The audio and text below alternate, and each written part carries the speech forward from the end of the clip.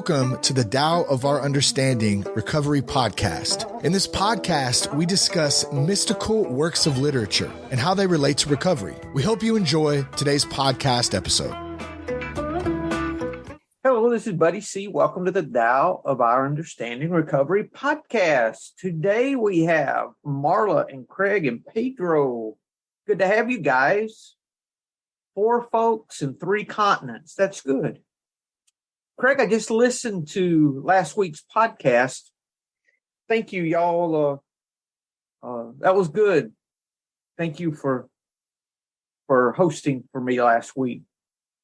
Any comments from last week that you guys would like to talk about before we start?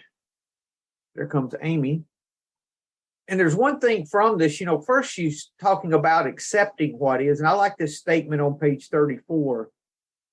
Some of us have learned to accept what is, and I invite you to go further and actually love what is. This is our natural state. Freedom is our birthright. In other words, freedom resides in us not only accepting what is, but learning to love what is. That's a whole nother level for me. It's a tall order, a very tall order. Baby steps. Yes. I enjoyed the conversation last week. It was good. Anything before we get into the question and answers I think on page 35 is where we're at. Good to have you today, Amy. Glad you could make it, ma'am. I'm just going to read the question and read the answer, and then let's talk about each and see if there's anything there that we need to discuss. Can I have a request? Yes. Can somebody ask the question and somebody else answer it? Sure.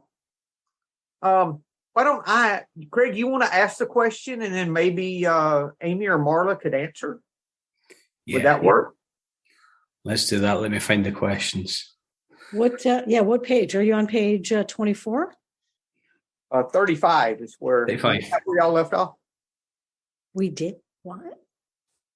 That reminds me, I was talking to one of my sponsees the other day, and I was we were trying to talk about the religiosity in AA, and I thought the spiritual experience was at the in one of the forwards. So I says, right, let's jump to it. Don't look at me like that, Amy. Let's jump to the forwards. I'm looking for this part. I'm looking for this specific part, and we're on page XX, and then it turns out it's on page 527 or whatever it was, just at the back. So he's like, right, so it's just next to XX, right at the back, at the front, next to the back. It took about 40 minutes to find the part I was looking for.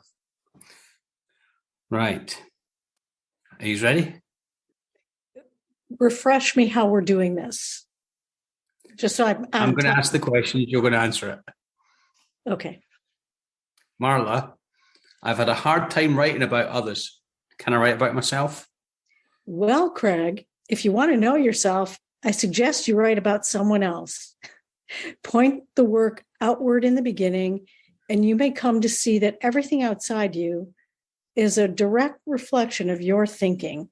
It's all about you. Most of us have been pointing criticism and judgments at ourselves for years, and it hasn't solved anything yet. Judging someone else, questioning these judgments, and turning them around is the fast path to understanding and self-realization.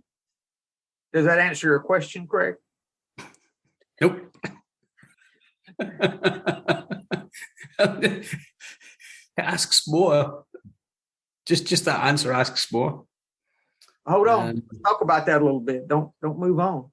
No, there. Yes, yeah, because it's saying, can I write about myself? Now, I would normally write about myself because that's what I'm looking at doing. I'm looking to identify what's going on with me, and then from there identify my character, my defects of character, or my characteristics, whatever you want to call them, however you want to dress it up. And I do, and when Marla was answering that question, and she did it very well, Marla, well done. I was thinking about the, do you know how we talk about turning the spotlight on ourselves? So we're looking inwards, and what this is suggesting is looking outwards. But do we not, Craig, do we not turn the light inward by looking outward? Do we? That's exactly what it's saying, isn't it? We see the reflection. No, I get it. I get it because I'm projecting my perceptions on everybody else, and that's really a reflection of myself. Because I can't see me unless I'm looking and trying. That's why it says to know myself, I must write about someone else in my in my difficulties. If I'm having a problem with anger, what do I think about the person that I'm angry at? Not what I think about me. And then I'm able to flip that around and see more about me by how I'm treating and believing about others. Makes so much sense. And that's the same thing with with working with others. We work with another alcoholic, and in turn we stay sober. It's the same thing, except on the reverse of that. When we're not talking about defects, but yet we're talking about our recovery or with anything. We look at how we're treating others and how we help others. In return, we see the reflection of ourselves. So all of that's there. Yeah, what I'm really thinking there is that when you point that finger, you got the three fingers pointing back. You may come to see that everything outside you is a direct reflection of your thinking. Even though you think it's about them, it's still all about you. That's good. It has to be, because it's the only lens that you have to look through. So it has to be somebody else. Yes, that's good. Is it somebody else, though, that you also want to be like, or is it somebody that you're angry with? Which way do you do it, or do you do it both ways? I would think of both, Marla. I would think, here we're talking about usually disturbances, things that are a problem for us. So it would be the things that, our character defects is what this is talking about. A lot of the reasons why we're disturbed or angry or all those things. So, yeah, that's just down to the real nuts and bolts of how it works. Anything else in that question, guys, in that answer? What's your next question, Craig? Wait a minute, because I feel like it's easier before we've done some work, no pun intended, on ourselves. I think it's easier to judge other and deflect. Maybe that's the word I'm looking for. And I know you're not going to believe this, but literally I got off the phone with a sponsee. I was a couple minutes late. Right before this, and she's doing some work, no pun intended, with a religious group that she, a Christian group. No offense to your Christian friend, buddy. She's doing some other stuff, right? And she asked a series of questions from me about her. It was almost identical to what these questions are. As she was going through these questions, I absolutely was like, man, if you spot it, you got it.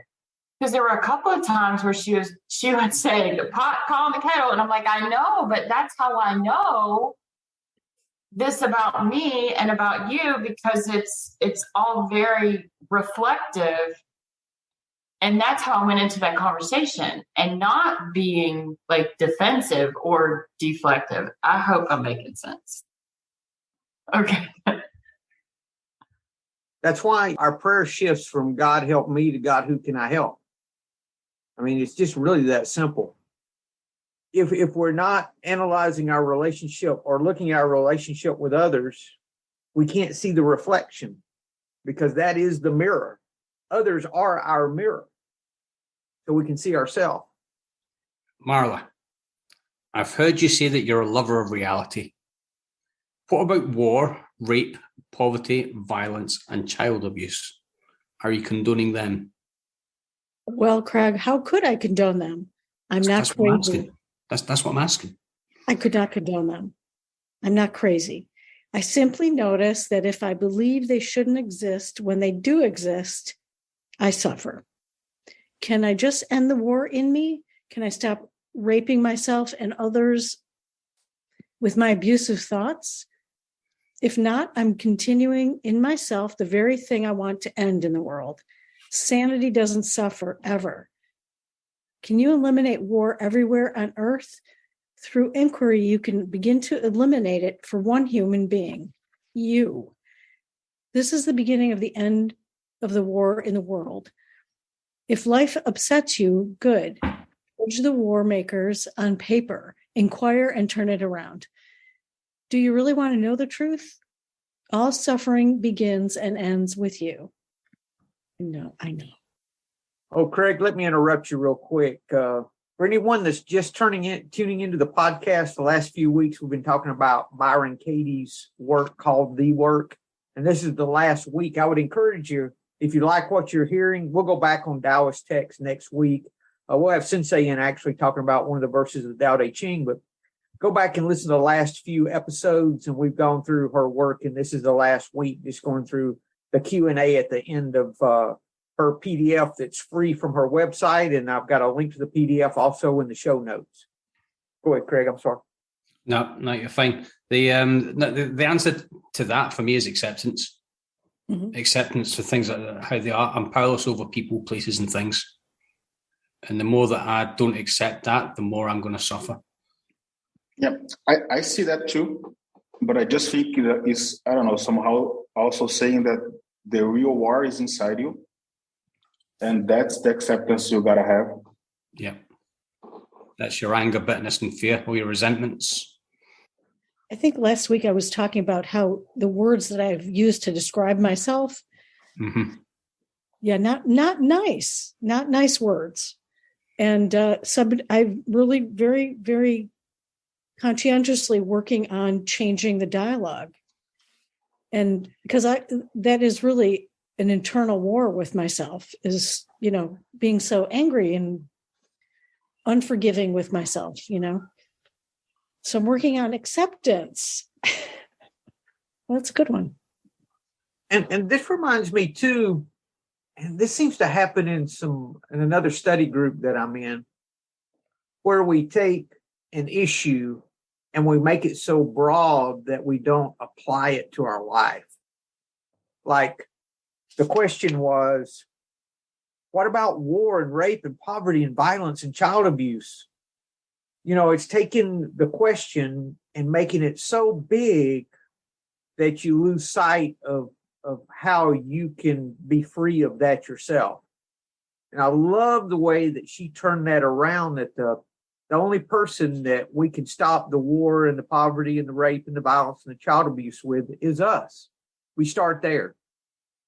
I really like that, because it's so easy to get these big, broad questions and unfairness and the problems in the world and just skip right by how it can apply to our own life.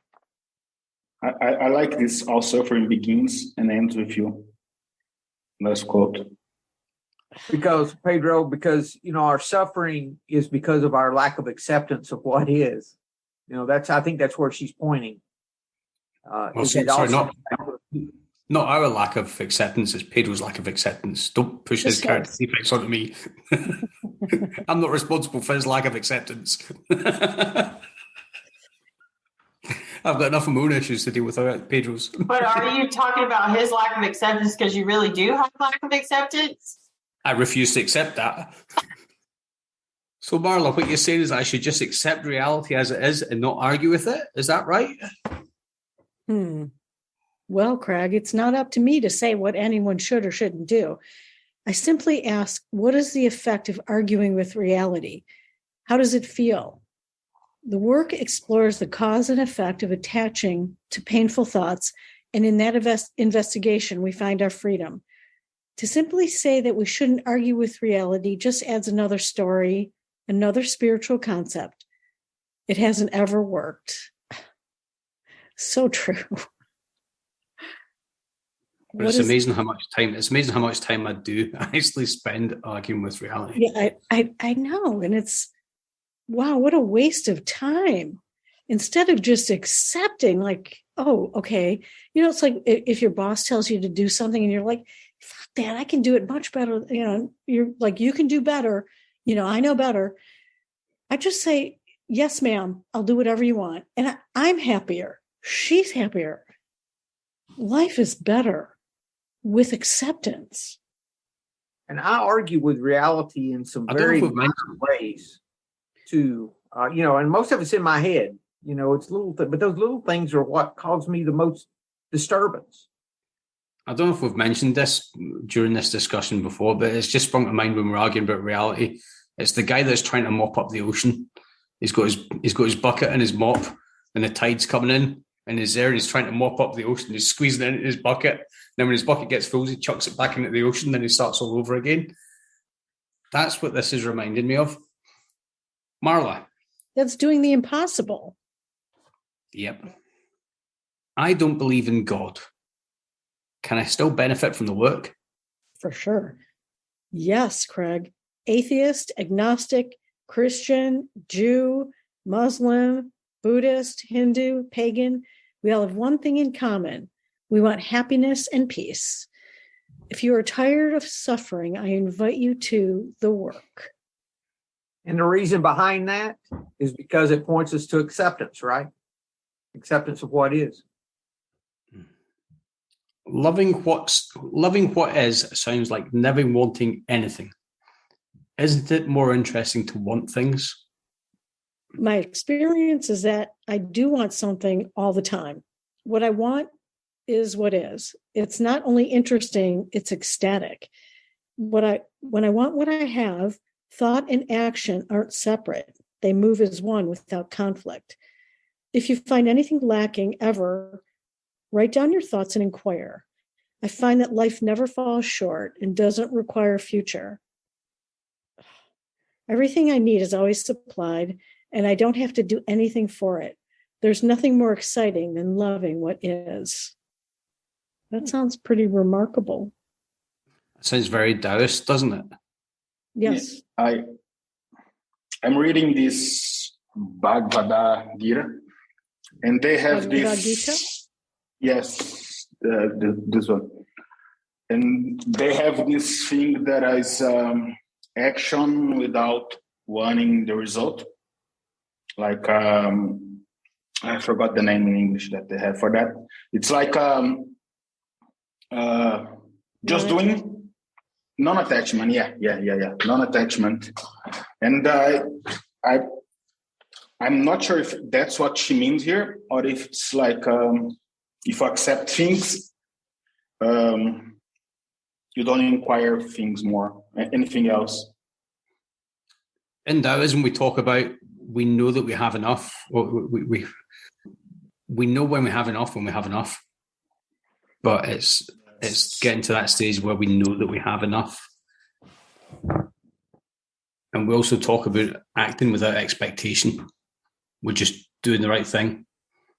What about this one that your future, you don't have to think about your future because everything's already taken care of. Mm-hmm. I don't need to worry about it. Yeah. Yeah. Historically speaking, in my experience, everything's been taken care of. And my future was nothing like I planned it when I was a kid. I mean, my life didn't turn out the way I planned it. And too, Marla, with that, what ultimately gives me peace and joy or makes me happy, so to speak, is not what I thought would. I thought that was in me having these things and having the perfect life and all the stuff and the security and all the things that we think bring success, when it's really in the acceptance, not in what we're accepting, but yet that we accept things as they are. Mm-hmm. It's much different than what I started out thinking life was like, or what peace and joy was about, or was like in life.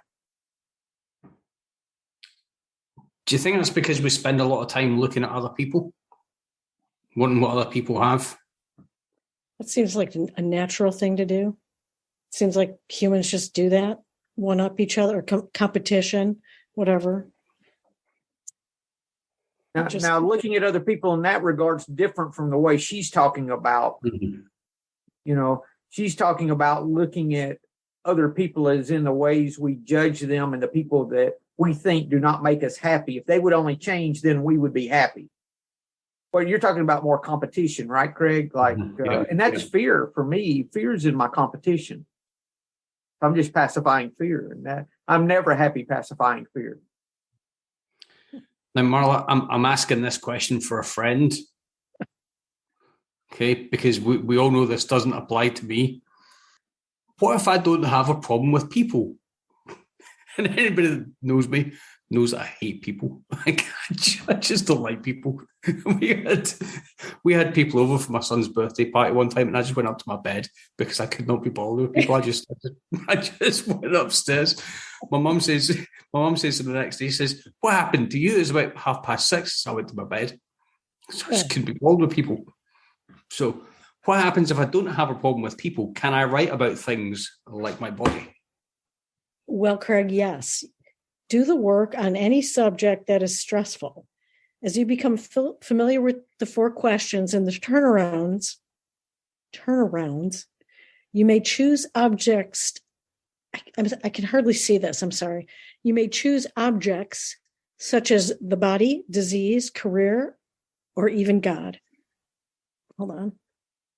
Then experiment with using the term my thinking in place of the object when you do the turnarounds. Example, my body should be strong, flexible, and healthy becomes my thinking should be strong, flexible, and healthy. Isn't that what you really want? A balanced, healthy mind? Has a sick body ever been a problem? Or is it your thinking about the body that causes the problem? Investigate. Let your doctor take care of your body as you take care of your thinking. I have a friend who can't move his body and he loves his life because he loves what he thinks. Freedom doesn't require a healthy body. Free your mind and the body will follow. Can I really just get some help on this one? Because I definitely, for real, own a t-shirt, legit t-shirt that says, "Do I look like a fucking people person?" I mean, I could go put it on right now and show you. Craig loves it. So I've got a t-shirt that says, "If found, call my sponsor." Does it have his phone number on there? Yeah, his number's 55. Yeah, 555-5555. Okay, but seriously, I mean, like, maybe the point of this is to, again, take the focus on like everything out there and go internal with it and get down to like back to recovery, causes and conditions, right? I understand that's probably the concept. But I'm really finding a hard correlation between people fucking suck and sometimes they're shitty to I love my body. It's fantastic. I'm so grateful that I'm healthy today. Can you please help me with this one? Can't do it. I'm with you, Amy. I can't. Well, for me on this, Amy, I'm thinking she's even saying that your body is external to you. Because she's saying to substitute thinking for your body.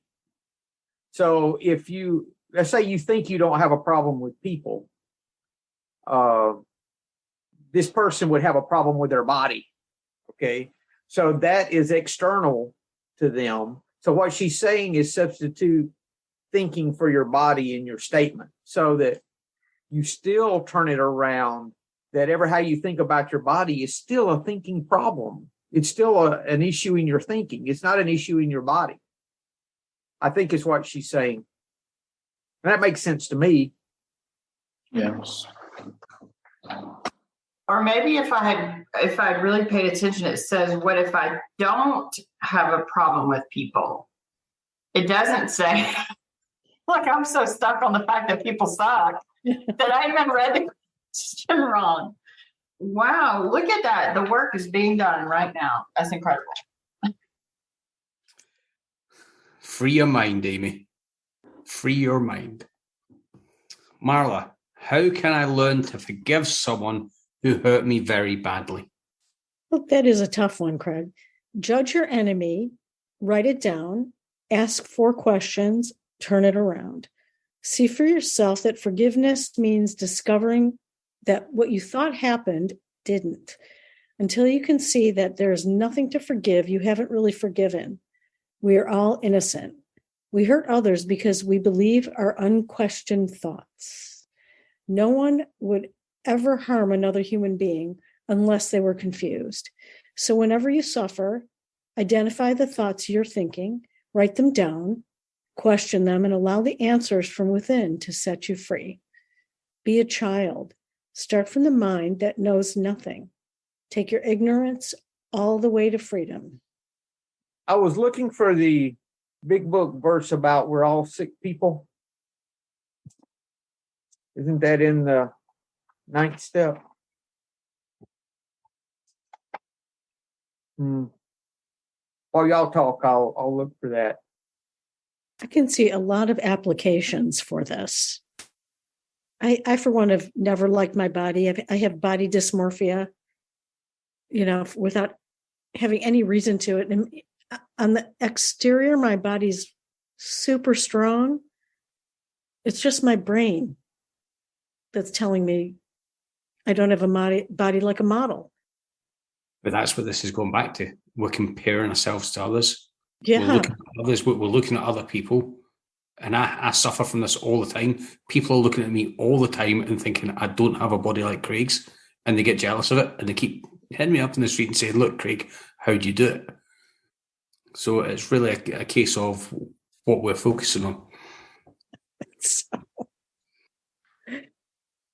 Do you ever, with your wife, because you never complain about her, but I mean, do you ever just think, God, she's nuts? I'm going to smack her or something. I mean, not literally, but like, why is she saying this to you? It nearly came close to that tonight. Oh, no.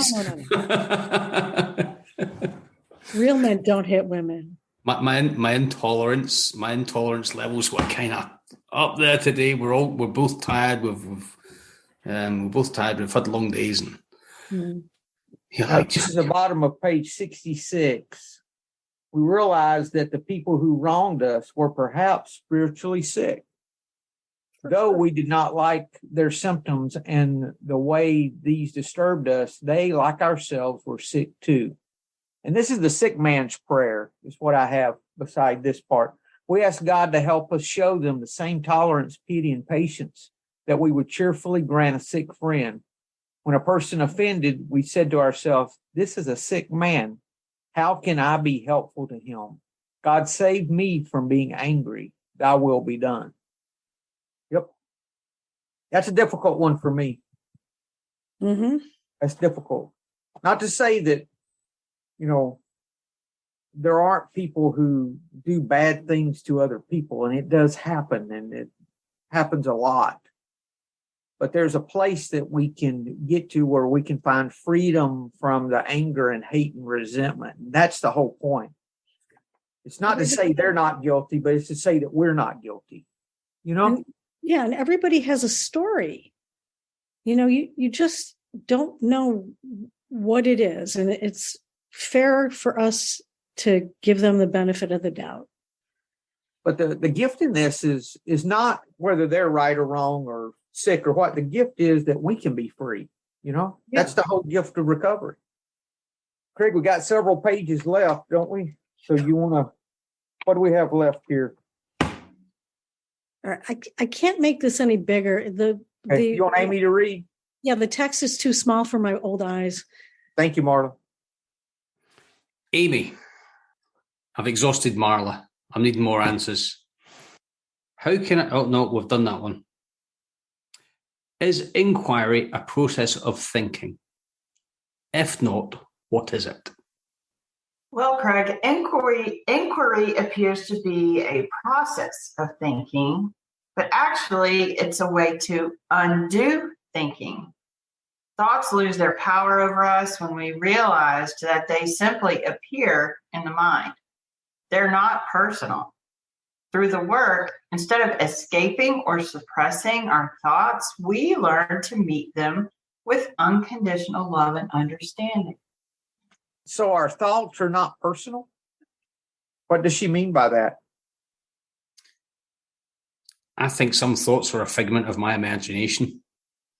Don't believe everything you think? Yeah, do you know, a lot of the time, if I'm having a conversation with a buddy, I'll pop up something and say, "Hey, buddy, do you know, I was thinking," and the first thing we'll do is shake his head and say, like, you know, you're not qualified to think. You know what happens when you think. You come up with stupid ideas. But I do think that when I do that with Buddy, we highlight exactly what she's talking about here. And it's the same as when we talk about resentments with people. The minute I start talking about a resentment with somebody, it loses its power. And it's the same as if I have a problem, because we all know the old saying, a problem shared is a problem halved. Well, everybody else knows it apart from me. I can't even say it. But the minute I start talking about an issue, all of a sudden it doesn't seem as big as it actually is in my head, because I'm bouncing it off somebody else and I can get somebody else's input on it. And most of the time the problem is because I'm thinking about something. I think this is really good. Instead of escaping or suppressing our thoughts, isn't that what we were while we drank? Mm-hmm. And don't we try to do that now when we resist? That's the resistance that we're talking about. We learn to meet them with unconditional love and understanding. It was a real freedom for me when I realized that my thoughts were not personal. And that was a whole different way of thinking for me, because I always thought that I was my thinking. That was part of me. And if I had a bad thought, that I had already messed up, I'd already, done something wrong, so to speak. But this idea that our thoughts are not personal to us, that all of us have the majority of the same thoughts and they are not us, that really keeps me from thinking I need to suppress them or escape from them. Oh, that's just thinking. It'd be the same as having a friend that had crazy ideas all the time. Just because they had an idea and suggested something doesn't mean I did something wrong. It's the same thing with our thinking. Our thinking's that crazy friend that if they were a friend, we would disown them and never hang out with them again. And then we just ignore it. And the next time our thoughts say something, we believe it again. We're just as gullible. So isn't that where meditation comes in? You don't suppress the thoughts. You let the thought come and then you just let it go. That's part of it, I think, Craig. For me, it's that thinking I realize is no longer me, and I can kind of look through those thoughts like a curtain, I can look through that, or a window, ever how you want to think of it, and I don't have to take those things personally or act upon them. Yeah, because Michael Singer, when they're odd. Michael Singer's done quite a bit of work on that with the untethered soul and the surrender experiment. He's recognizing that thought as not, where did that thought come from, and who put that thought in my head, or is there somebody else in there with me? Which in some cases, to may well be. But it's where's that thought coming from, and why is it there? Is it me that's thinking, or is an alter ego, or some sort of subconscious level that I'm thinking on something else? Do I have to attach myself to it, and do I have to act on it? Hawkins in Letting Go says that those thoughts come from our fear, because our thoughts are trying to pacify our fear. Could be. That's the last of our questions. We do have some, they're called Katieisms. One page of these. These are probably these are her best quotes, I think. Let's go through them real quick and then we'll close for today and we'll be finished with this. I'm happy to, talk about how this applies as much as we can. I think we've done a good job with this. Thank y'all for allowing us to go through this and veer from, in 3 or 4 years we've been doing this podcast. We've always stayed with Taoist text. So this is the first time that we ventured away a little. And I like this. I think this is very applicable. Okay. When you argue with reality, you lose, but only 100% of the time. And arguing with reality, it doesn't mean that we have to accept everything as it is and not work to change anything, but we can't know what to change until we accept what is. So that's where the acceptance comes in. If you have an issue with the word reality, just change the reality to your wife. When you argue with your wife, you lose, but only 100% of the time. Or any of your conception of God? Or how about love? When you argue with love, you lose. And isn't that powerful? When you argue with love, you lose. That's like the 6th and 7th step. What really changes us is when we choose to love. Are you commenting, Greg? Craig, I think you're doing something behind the scenes because I see you with your little snicker. Are you okay? All right. I'm fine. All right. Why are you so suspicious? Because he's your sponsor and he has the mirror and it's reflective and he knows you better than he knows himself, but he knows himself because he knows you. But in all fairness, I was going to type something, but I'm not going to now because I might get in trouble. Okay. I like the next one. I like this next one. All right. Personalities don't love. They want something. I don't know about that. How would that apply? I don't like it anymore because you asked me to explain it. Maybe a personality like a narcissist or, I don't know. Your guess is as good. How can you love and be fearful at the same time? And what is fear for me? It's wanting something I don't have or not. What is it? Losing something I have. Thank you. Or not getting something I want, right? So if I'm fear-based, I can't be love-based. So if I'm not loving, I'm afraid. If I'm afraid, then I want. So I get it. Yeah, and the thing that changes me is when I have that opportunity to love instead of act on my fear. It's always love that changes me, choosing to love. I don't know. Does she mean character defects don't love, they want something, or fear? Should personality mean fear? Or I don't know. I think that's what she's getting at. I think it's a case of, just if you're not being your natural you, if you're having to put on some act to curry favor or to maybe get on somebody's good side, you maybe want the favor of somebody.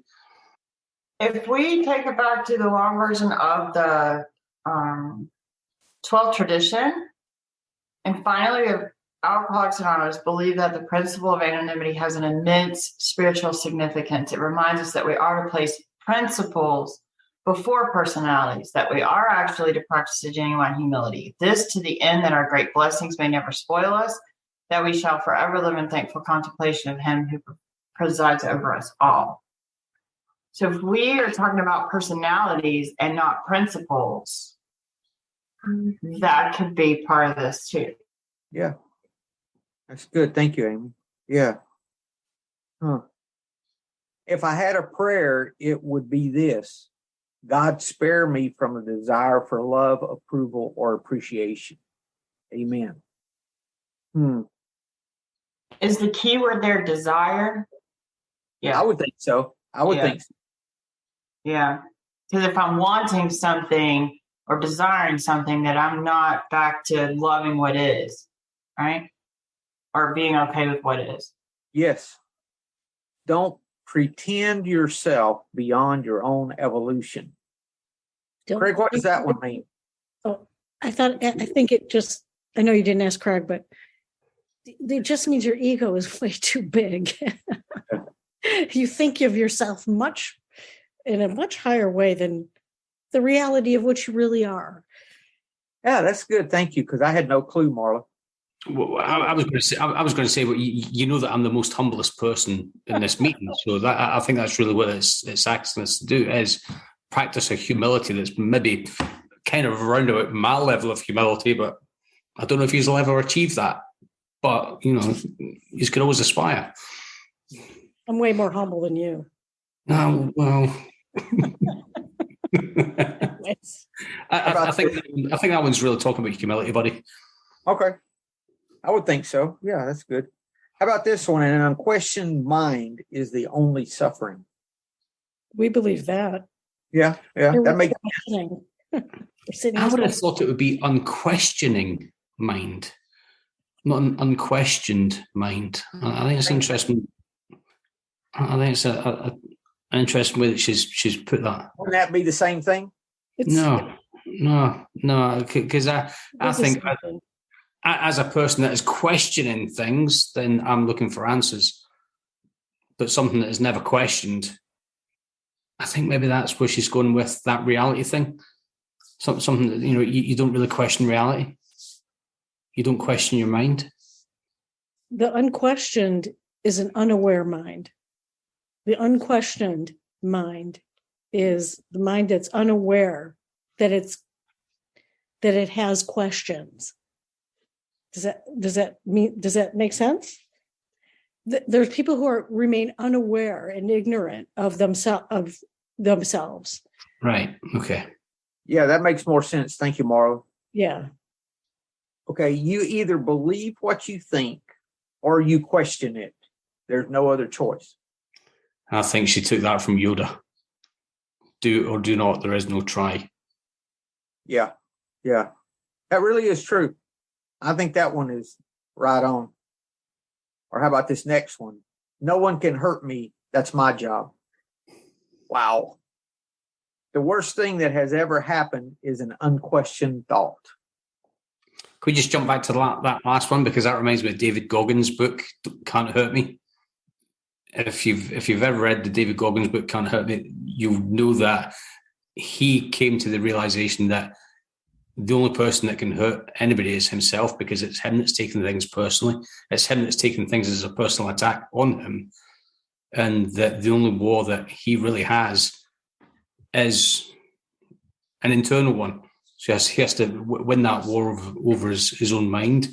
Incredible book. It really is. It's an incredible journey that guy went on. He went through Bud's training 3 times.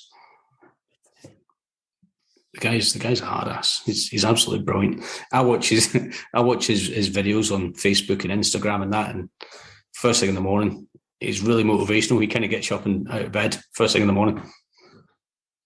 Thank you, Craig. Sanity doesn't suffer ever.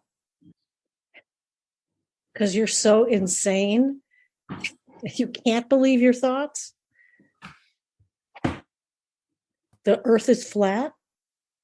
But if you bring that back to you personally, what are some insane thoughts that you think about yourself or that you really practice every day? That's where the rubber hits the road. If my, the second step says came to believe that a power greater than ourselves could restore us to sanity.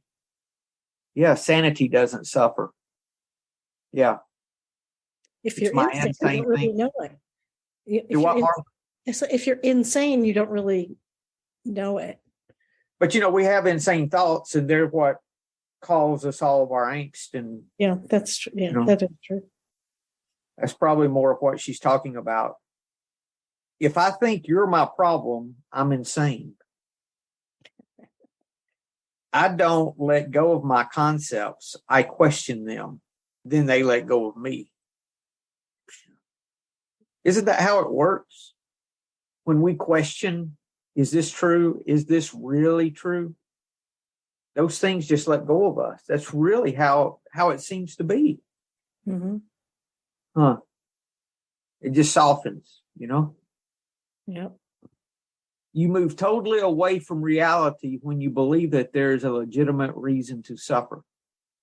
And that's really what this is doing, is taking away all of our reasons to suffer. There is no reason for us to suffer. And that's what our 4th and 9th steps do for us, is it takes away all those reasons why we think we're a piece of shit, Takes all that away. Reality, y'all interrupt me when you got something. Reality is always kinder than the story we are believing about it. Well, sure. Yeah. Because we look at it through our reality through our own lens. And we're not perceiving it correctly. Correct. I'm very clear that the whole world loves me. I just don't expect them to realize it yet. Do what, Amy? What? Okay. I'm very clear that the whole world loves me. I just don't expect them to realize that they love me. Not yet. In other words, isn't that just like giving people the right to be wrong? Yeah, or the right to be themselves. She says, I know that person loves me. They just don't know it yet. That'd be wonderful. But that's the acceptance of what is. That's the reality. of accepting that reality as it is and not attaching the way we want reality to be. And she's taking it a step further. You know, I know everything. These people love me. They just don't know they love me yet. So I can accept them like they are for now. I think that's what she's saying. There are no physical problems, only mental ones. That goes back to what I would contest that one. I don't agree with that one at all. I mean, if my leg fell off, then that's got to be a leg falling off, Craig. Am I gonna think to myself, oh, that's a mental issue? You know, I just think my legs fell off with it. No, I'll give you a little reality about people with multiple sclerosis. Their body doesn't work. That's a physical problem that they have to contend with on a daily basis. That's what I'm thinking about. I think this is maybe going back to that one we were talking about. You know, we were talking about the one of the questions, and she's saying, you know, we only think that we don't like ourselves. We don't have a problem with my body. It's the way that I think about my body that gives me the problem with the body. Well, yeah, there's truth to that too, but it's back to the idea that our acceptance of any situation is in our thinking and within. It's not arranging the outside so to make us happy. Now, page 64 in the big book, when the spiritual malady is overcome, we straighten out mentally and physically. Is that not saying the same thing? Yeah.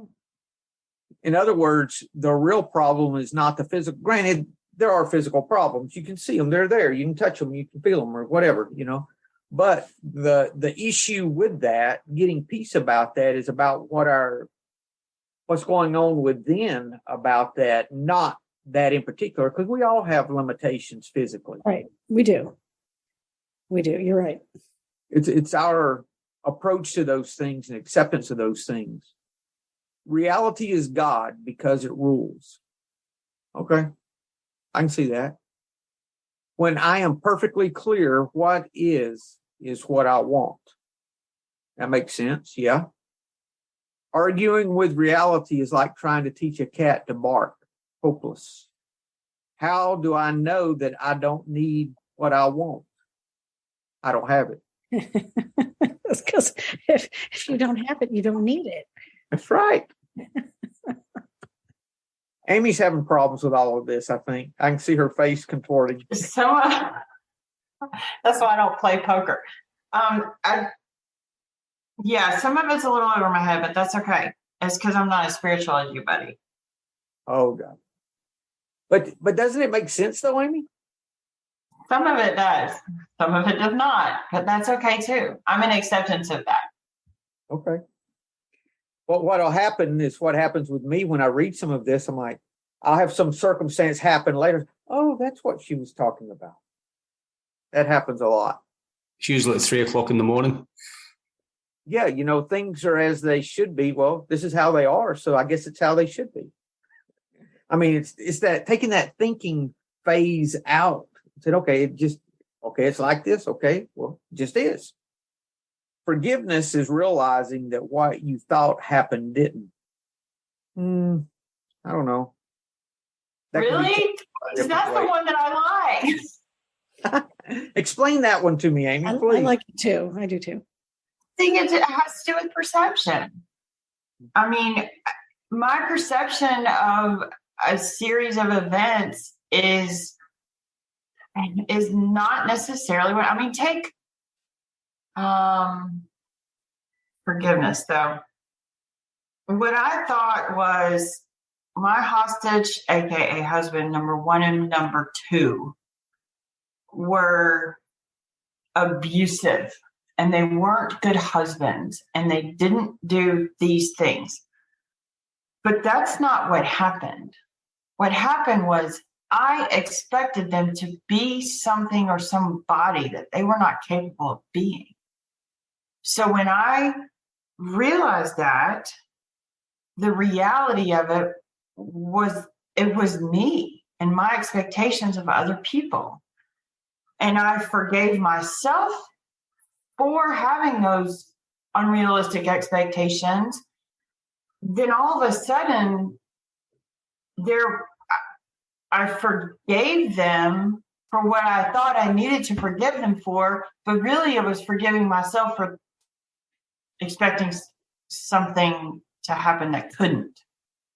Now that makes sense. I was doing what I had said we shouldn't do earlier, which was think about very horrendous situations for people and thinking, if let's say a woman was raped, that really happened.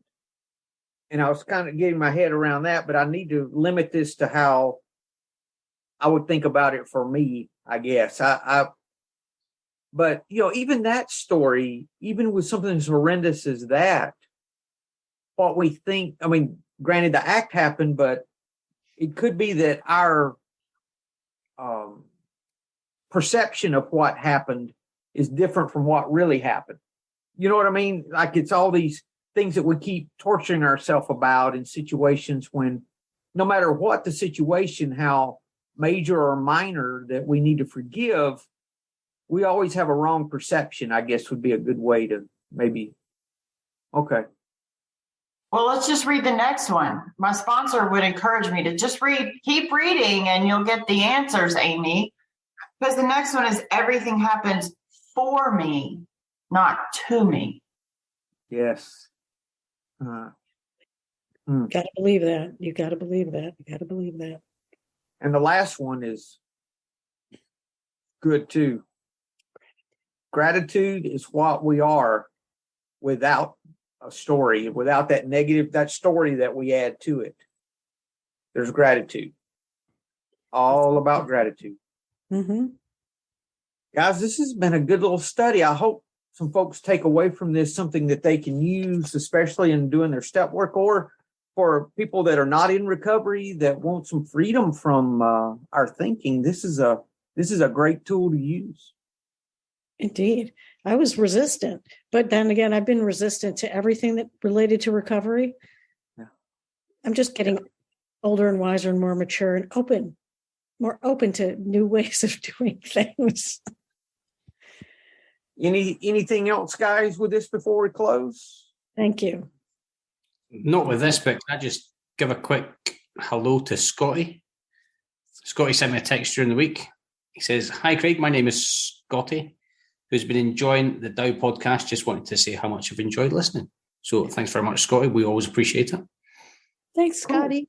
And if you're from Maine, Scotty, extra appreciation and thank you. Well, I think he's from Australia. Oh, different Scotty. From down under. That's amazing. Can you tell us where Pip is? Scotty, go look up Pip. Where's she going? Go find Pip. He says, I'm an Aussie who's been enjoying the Dow podcast. So maybe he knows her. I think everybody in Australia knows each other. Yeah, because it's such a small country. Anyways. All right, guys, if there's nothing else, we will close with that. Y'all have a fantastic week, and we will see you next week. Hello, this is Buddy C. I wanted to make you aware of several recovery-related resources that I've posted in the episode description. These resources include a list of recovery podcasts, a free sober meditation app, daily recovery email, shared Google recovery calendars. Hope you put some of these resources to use and have a great week. Thank you for listening to the Tao of Our Understanding Recovery Podcast. If you enjoyed this episode, please share it with your friends in recovery.